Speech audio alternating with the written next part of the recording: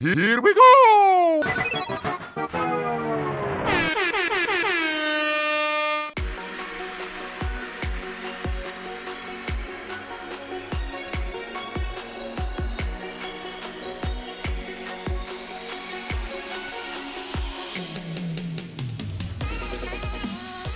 Hello again, and welcome to another episode of the Super Fantasy Bros Super Podcast. Oh yeah, we back. We're back, and we're in the new studio. We're ready to get the 2019-2020 season started. I'm joined, as usual, by my co-host, Tim Shirtliff. How you doing, Mike? Doing good. And now it's time to get ready for the new season. What is this? A center for ants? No, we've seriously upgraded in the off season. This is pretty amazing. I'm very excited about this upcoming year. Yeah, me too. We've got some nice setup now. We have a nice little studio that we can use, and gives us the opportunity to bring in some nice sounder. As you heard, we have some music to open up with now. And, Yeah. You know, and we're not in my swelteringly hot office. We're in a swelteringly hot closet. Yes. So, but we still have beer. But it's official. Yeah. Cheers. Oh my God, yes. All right. So, for this episode, our plan was to talk about rookie outlooks. You know, the draft has happened. Mini camps have started, if I'm not mistaken. Yes. Mm-hmm. There's been some off-season stuff. The training camps haven't started, but mini camps or whatever, rookies are reporting. Yeah. And stuff. They're getting ready. Yep. So we talked free agency last episode, which was many moons ago. It was April. But we hadn't It is had now the, July. We hadn't had the draft yet, so hence the rookie discussion. You know, see how the aftermath. You know, now that the dust is settled, who we like in what spot, and that's a good way to kick off the show. Do you want to tell the listeners, millions of them out there, how we're gonna do the episode today and moving forward in the off season? Yeah. So today we're going to start out with talking about, like I said, rookie outlooks. But what we mean by that is we're going to discuss, who can you draft? Like, Right. who's draftable?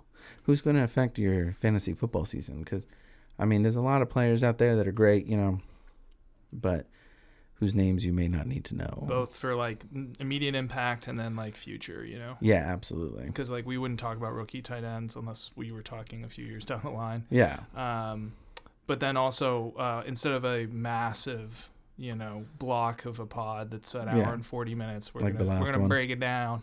Yeah. So these will be mini episodes. They'll be between, some of them might be as short as 10 minutes. Right. Some of them could be as long as 30 or 45 still, but we're going to try to make it a little bit more palatable, something that you can watch on your commute, something that you can listen to on your commute, something that you can get, digestible. And we're going to try to release a lot more often this year. Exactly. And stuff that is digestible by all. I'm not going to hold anything back. I don't know about you, Mike, but no. I'm just going to tell everyone who I like, who I don't, and if it relates to our home league, so be it. That's the price you pay for doing what we do. So. That's true. For those who don't know, this originally started out as just a private podcast for our fantasy football league mates, but we figured why not have some more fun with it, take it to a more serious place, and we'll see how it goes. Yes. Yeah. Yeah, and I did win the league. In case you weren't you were wondering who that expert is. Mm-hmm. It's clearly me because I had the expertise to draft Todd Gurley 1 overall last year. So. Yeah. An unpopular opinion. No one was thinking he should go 1 overall, right? Exactly. Yeah. And an unpopular opinion, he probably shouldn't be going 1 overall this upcoming draft season. So we'll see how that works out for you. We'll get into that. Thankfully, it's not a keeper league. Yeah. I have him as a keeper in 1 league. I'm just like, no, where did your value go? Yeah. Todd, come back to me. Yeah. Well, we'll see. Anyway. You never know. You never know. All right. So you're pulling up some rooks. Yeah. So I've got, some lists and some articles that I've been going over, and we have a few right here. Who would you like to talk about first? I mean, 1 overall. 1 overall. You want to go Josh Jacobs? No. Oh. That'd be for fantasy, which is that's interesting. the fantasy impact on this list I've got. Yeah, everybody was talking about Kyler the most. Kyler's a great place to start. I'll just jump in by saying I'm really excited about that offense. Mm-hmm. They had my favorite draft from an offensive standpoint Okay. because they already had David Johnson, a nice little cornerstone in your offense. For sure. And I think they just David Johnson practically was their offense last exactly. year. And as Niner fans, we were really ecstatic that they're going to let Nick Bosa fall to us. But they're really I commend them for just saying we're gonna go for it with this air raid system and spread it out and get a quarterback that can operate with a dysfunctional offensive line. That's true. Rather than stick to their guns with Rose and say, okay, if for this to work, we really need to just reinvent the wheel. Yeah. So they made it happen by trading away Rosen. They didn't for more or less pennies on the dollar, but they brought in their guy. Yeah. I don't know if Cliff Kingsbury is going to make it work, but if he is, it's going to be because Kyler Murray makes it happen, and they retooled the offense with a bunch of nice pieces. I like Andy Isabella. Yeah. And Christian Kirk last year. I think he's going to come along. So, like, Murray, he's tied to his weapons, and he can just hand the ball off to David Johnson. He can throw the ball to David Johnson. He can rush up the middle. Like, we have a rookie keeper league, and quarterbacks are keepable. Like, Pat took Baker Mayfield. A friend of ours took Baker Mayfield, and he's ecstatic right now. So I think Kyler's like that level, if not more, because of his legs going into upcoming, rookie quarterbacks that 100%. Project him. But even next year, I think he is totally draftable in a 10-team redraft league as a backup quarterback. I would do. What about so you think he's backup quarterback? Yeah, I mean, where do you rank him? I wouldn't put him in my top 10, but it's hard to think that deep into it because there's so many good quarterbacks. That's true. But maybe 15 to 17 or something. Yeah, I think that's probably about accurate. So that's totally draftable. With a backup quarterback, if you're drafting a backup quarterback, you're usually going for upside. Exactly. Right? Yep. So are you really? I don't know. Right around Lamar Jackson and Josh Allen and stuff, I'm thinking about Kyler Murray. So yeah, I mean, if you already have like an Aaron Rodgers or a Andrew Luck or Drew Brees, even a nice Kyler Murray on the bench is gonna help you if one of them goes down. I'm going to end up with him on a league or two because I'm just waiting on quarterback this year. We'll get into that later. But for sure. I mean, I wait on quarterback every year. Yeah, to be perfectly good. frank, I'm running Drew back, Brees running fell back last year, so. That worked. Yeah, not that well for me. So it had an early season promise kind of faded. Yeah, Turned into a run team. I mean, excuse me. My issue was less Drew Brees though. It was more my running. I went 3 running backs in a row to start, and 2 of them did not pan out. And if that happens, you're in dire straits. So. Indeed. So getting into position players beyond quarterbacks, and since we are in the Bay Area, I do want to get into Deebo Samuels. Yes, we will. I'm a fan of Deebo Samuels. You want to talk about him now? Yeah, might as well. You go ahead. I mean, I think they might have found their guy. I think he's gonna be. I think at least as far as like our league, because we're a half-point PPR, right? I think Deebo Samuels is gonna get a lot of looks. I think he'll get a lot of opportunities, and if he can catch it, he's got good durability. He's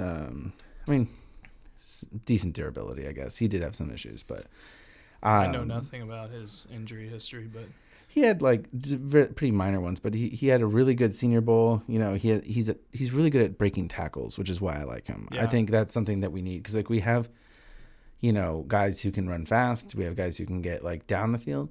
But we don't really have like a good we had Pierre Garçon, but like he couldn't stay on the field and all these things. These guys are and Dante Pettis and stuff. These guys are like skinny speed burners, and then now you get this guy who's built like a running back. Yeah, I'm hoping he can be like mini Anquan Bolden for us or something like that. Yeah, and he caught 82% last year. Oh no, that's not him. Sorry, that is someone else that I'm looking at stats for. But yeah, he caught like close to 50% of his catches in the final season. And I bet his yards after the catch were one of the highest in the NCAA. Yeah. Let's see what they were. I can look that up. I can fill the time by saying I did throw a prop bet down on rookie with the most touchdowns. I think like Metcalf was the favorite, which I don't mind because I feel like he will be scoring touchdowns. But where did he end up again? Was he on the Seahawks? Patriots? Oh, Seahawks. Yeah, which I think they have need a someone. need. And he can definitely run downfield and, improvise. But I think that Deebo's got a decent enough shot just as much as anyone else in the wide receiver group. I mean, I'm not too high on N'Keal Harry. We'll get into that, but especially because Josh Gordon might come back. But, Deebo fits what I think Shanny's, kind of open it up and passing to the running back, and then you have like little routes over the middle and stuff that can really open things up if you have Dante Pettis running like goes and posts up over the middle. Yeah, I agree with that. Over the top. So you have Debo running underneath and getting nice little possession value. So we'll see how quick he learns, the system and, gets into the fold. It's always a challenge for rookies. So, temper expectations. But, for sure. 607 isn't out of the realm of possibility or something. Yeah.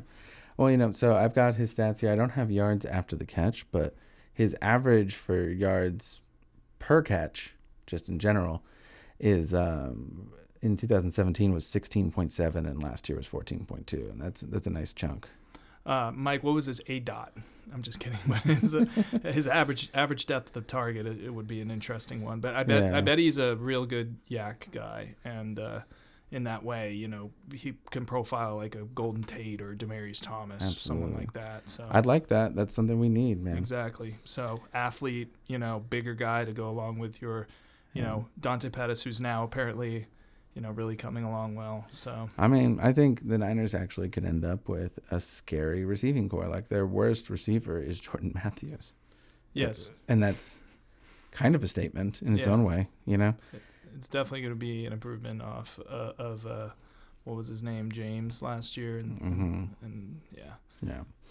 Okay. Well, what do you think about this? Was a lot of people felt this was one of the steals of the draft. What do you think about N'Keal Harry going to the Patriots? Interesting. I don't know. He doesn't seem to separate as well as one would hope. So, and we all know that New England's system's really hard to pick up in year one. Oh, for sure. For both free agents that have even been in the league, let alone a rookie. Yeah. So, all's quiet on the N'Keal Harry front, and I just feel like it might take him a while. He might be more of a project for when Brady is wrapping up his career throwing less. They drafted a running back in the third round. I think they're really kind of just going to continue to establish the, stuff around the line of scrimmage, and N'Keal Harry will be that guy that's going, down the sideline hoping to, catch a 9 route, but and other things, he's going to be running his slants and digs and stuff. But I don't know. I don't have him in my sights for redraft unless he's in the 13th or later round for myself. Oh, for sure. But he was going in most like rookie dynasty drafts 1 overall. Yeah, I would take him in a dynasty league. Rookie. I would grab him for sure. But how high? Probably first round, second round. First round for sure, but like he's literally 1 overall. Yeah, probably not 1 overall. But. And it was more of a controversial one than previous years when you just had like Zeke Elliott or Saquon Barkley. But yeah, for me, there is no clear like. I'd take a handful of guys before I'd take him in a rookie dynasty. So let's talk about those guys. How do you feel about Josh Jacobs? I feel like I want Josh Jacobs on my team, and I feel like I can get him at value right now. Yeah, we'll see. If you look at other, industry pods and stuff, they're taking him in like late third, early fourth kind of business now, which is seems a little bullish. I've drafted a lot of rookie running backs over the past few years. I had Zeke's rookie year. I had New York Giants. Saquon for his rookie year. I'm all for that. I don't know. Yeah, I find that's a position where like. I think you can jump into the NFL easier as a running back than you can as like a wide receiver, right? And so, like, I'm willing to take them a little higher. I think Josh Jacobs has an opportunity, to really, get some work in.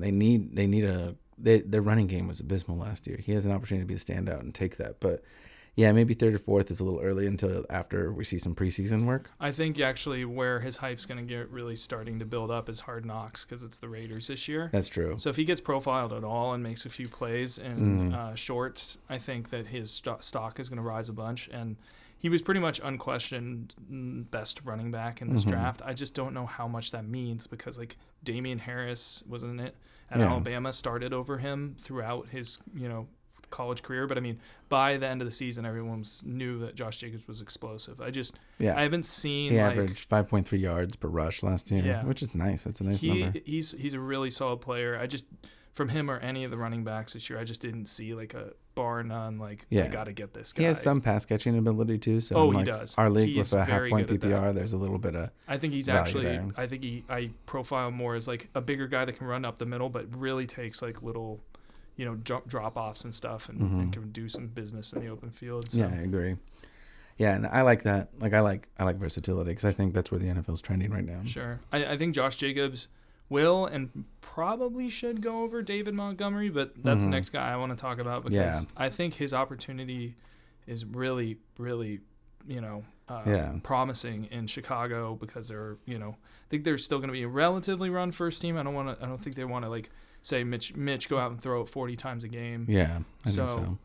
They have Mike Davis and Tariq Cohen, so Cohen's not going to be taking away any of the rushing work. And early reports are they're really impressed with his picking up of the offense, his ability to catch the ball, which they're always disappointed with Jordan Howard. So if they don't have to take him off the field, except to spell him for Mike Davis, who's a capable backup, I just think David could rush for 1,000 this year. It would not shock me. And again, he has the pass catching ability too. Right. So over the past 2 seasons, he's caught 58 combined catches with the Cyclones when he was there.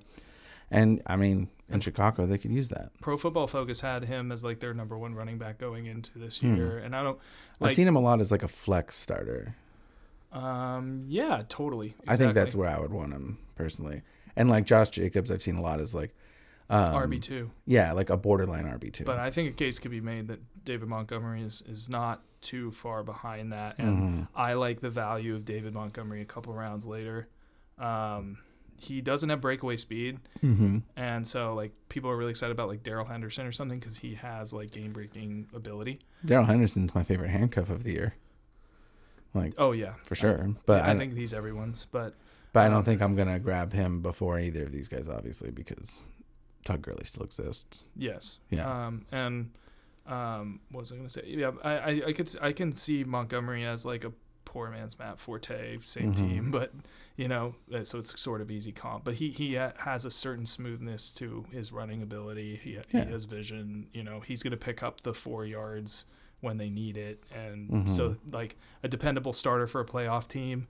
Give me that, not like a potential bottom of the league team that has a rookie that like maybe can't carry the ball 15 times a game. Yeah. I think David has proven that he can do that. So that's a good point. There's more questions for me about Josh Jacobs than there's more questions about Oakland too. Yeah. So if things break right for Monty in Chicago, I'm bullish. So.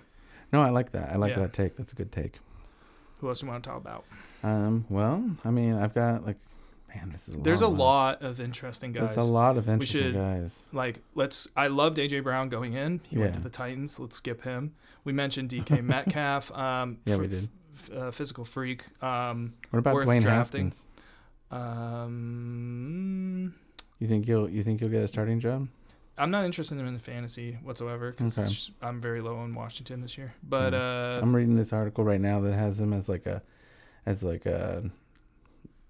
redraft, like a good backup in redraft leagues, but I don't know if I necessarily agree with that. I think that's a muddy system out there. You don't have to, and you shouldn't, because who is he throwing to? Yeah. Trey Quinn. Yeah, exactly. Josh Doxson. That's an organization that's proven fairly dysfunctional over the past few seasons. Totally. So, yeah, their owner is just... Anyway. But, yeah, I think the Redskins did well to draft him where they did. They didn't fuck up by taking him. They drafted Terry McLaurin. Like 15th or whatever. Yeah. I like him, too. Yep. They could have a thing going there. They could also not have a thing going there. Better than Daniel Jones at 6 or whatever the hell it was. Yeah. Ridiculous. That's a valid point. Let's see here. We should talk about Miles Sanders in Philly. He's a guy that people are going to be excited about. I think he has really a decent amount of upside. He's like kind of compact and powerful, but can maybe also get out in space and catch the ball a bit. So, I mean, he could be like good Rashard Mendenhall or something like that. Yeah. I mean, last year he averaged 5.8 yards per rush, which is great. And he had 24 catches, but he did have some issues with pass protection and ball security. Okay. From what I read. I mean, he's a little raw. Yeah, but he has very little tread on his tires, which also is a nice thing when you draft a running back, right? Yeah. That's a position he where backed up Saquon at Penn State. Exactly. Last year. Yeah. And that's a position where the less beating you've taken, the longer you can keep running.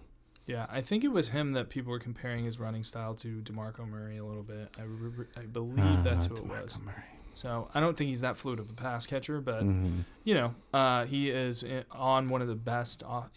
He's in the mix in one of the best mixes you can be in Philadelphia. They have a great offensive line, amazing center, which always helps the run game.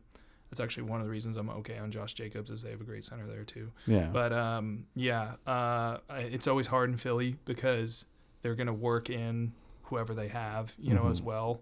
But I feel like they really didn't have much to work with last year. Is Jay Ajayi even still there? That is a great question. They just kind of wanted him to go away. And I think everyone wants Jay Ajayi to go away. He's currently a free agent. Okay, so he went away. When he came over there, I got so excited about him. I was like, yes, I'm going to pick that up. I think he has an opportunity. But I think what we've learned over the past few seasons is when the running back gets traded midseason, he does not perform in his new destination. I have not seen it happen. Oh man, I can't even remember his name anymore. What team?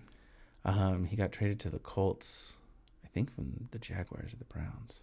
Oh, okay. So, was it Carlos Hyde last year? No, this was years ago. Oh, okay. Oh, shoot. Washed out of the league. I can't remember, but let me. And this is the problem with doing a football podcast in July. Is I'm like, who are the other running backs on the Eagles? I've forgotten everyone's name. I'm gonna have to relearn everything as I do every year. They still have Wendell Smallwood and stuff, and they have other guys that are projected for more work. I know, but right now, the pundits have, Sanders as the top-ranked guy in Philadelphia, and I would not disagree one bit.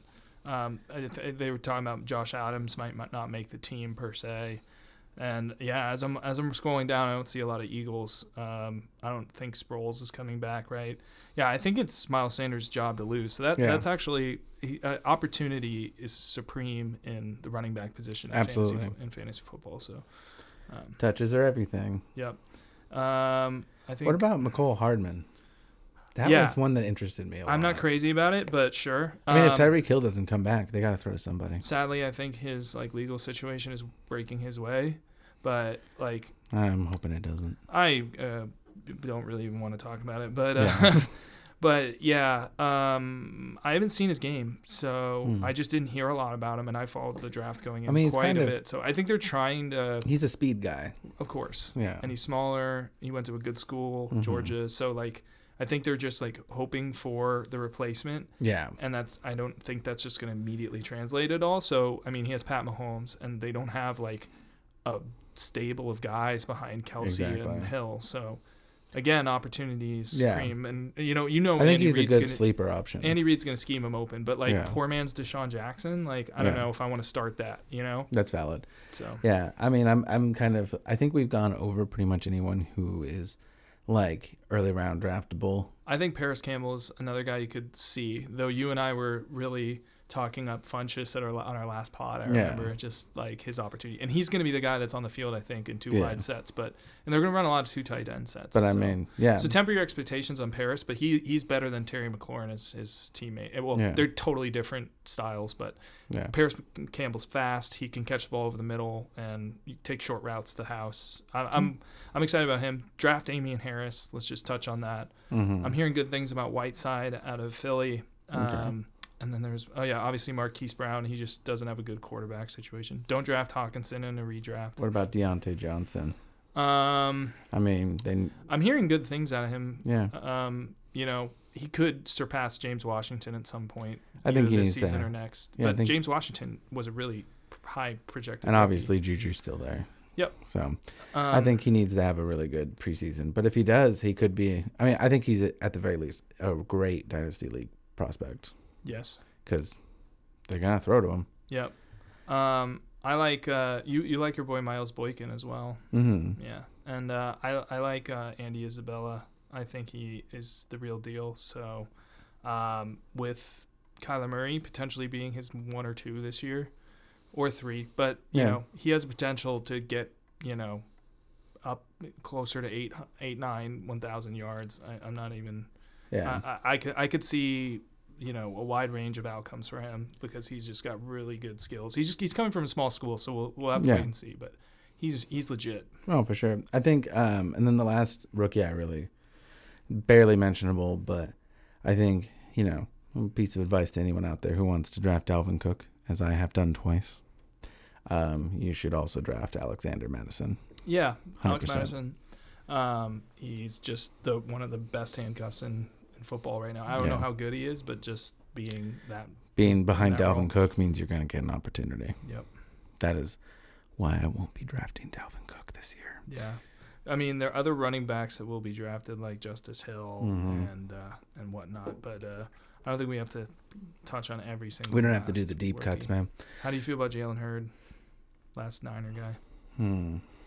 I don't have a strong opinion on him yet. No one does. Yeah. Jalen Hurd doesn't know who Jalen Hurd is because he was exactly. a 6'5" running back at Tennessee, and he was starting over Kamara. He's such a strange player, but I mean, if anyone will figure out how to use him, I think Shanahan can do it. Yeah, the jury's out. I would agree. All right.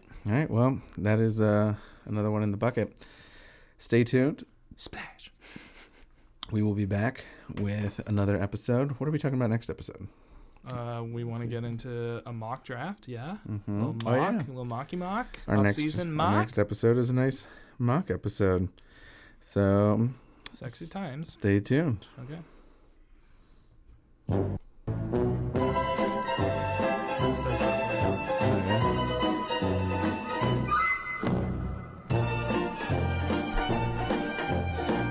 You're selling a short. Come on.